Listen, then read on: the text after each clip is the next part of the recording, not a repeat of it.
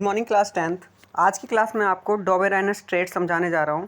देखो डॉबेराइनर्स ट्रेड में देखो सबसे पहली बात है कि डॉबेराइनर ने इसे ट्रेड क्यों बोला था।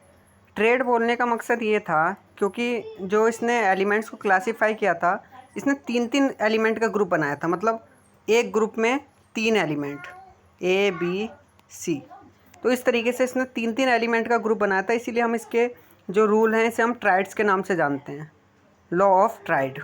ठीक है।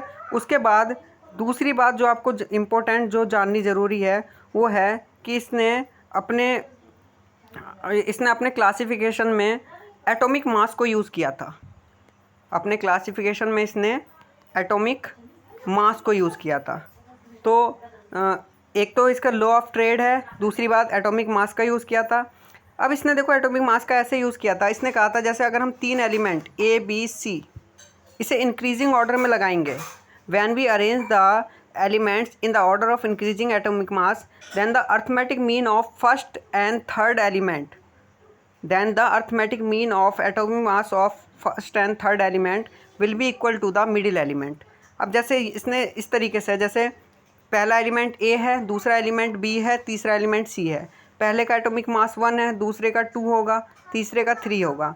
तो पहले का एटॉमिक मास और तीसरे एलिमेंट का एटॉमिक मास दोनों का मीन निकालोगे, 1 + 3 का मीन निकालोगे तो 1 + 3 कितना होता है 4, 4/2, 2 2 ज़ा 4, तो 2 आ गया, तो वो मिडिल एलिमेंट के इक्वल आ गया। तो कहने का मतलब ये है कि जब तुम फर्स्ट और थर्ड एलिमेंट का मीन निकालोगे तो मिडिल एलिमेंट के इक्वल आएगा। यही था हमारे डॉबेराइनर्स ट्रेड में। अगर हम इसके क्लासिफिकेशन की लिमिटेशन की बात करें तो इसके क्लासिफिकेशन में ये लिमिटेशंस थी कि ये केवल 3 ट्रेड बना पाया था। ये जितने भी एलिमेंट इसके टाइम पे थे उनमें से केवल 3 ट्रेड बना पाया था। वो ट्रेड जो ये बना पाया था वो ये तीनों ट्रेड हैं, ये आपको याद रखने हैं। Lithium, sodium, potassium, calcium, strontium, barium, chlorine, bromine, iodine. तो फर्स्ट ट्रेड ये है, सेकंड ये है, थर्ड ये है।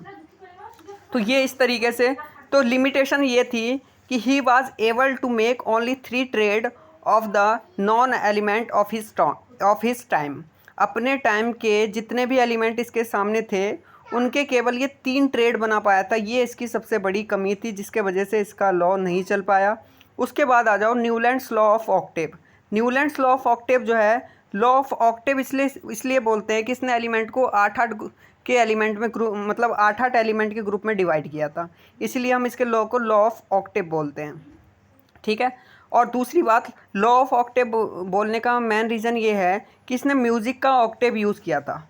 जैसे म्यूजिक का ऑक्टेव होता है ना, सा रे गा मा पा दा नी सा। तो देखो एक सा के बाद दूसरा सा 8वें नंबर पे आ रहा है, गिन के देख लेना। एक रे के बाद दूसरा रे, यहाँ पे जो दूसरा रे आएगा वो 8वें नंबर पे आएगा। तो उसने ये कहा कि जब तुम एलिमेंट्स को इंक्रीजिंग ऑर्डर में अरेंज करोगे तो हर जो 8th एलिमेंट है वो फर्स्ट एलिमेंट से उसकी प्रॉपर्टीज़ रिजेंबल करेगी, मैच करेगी।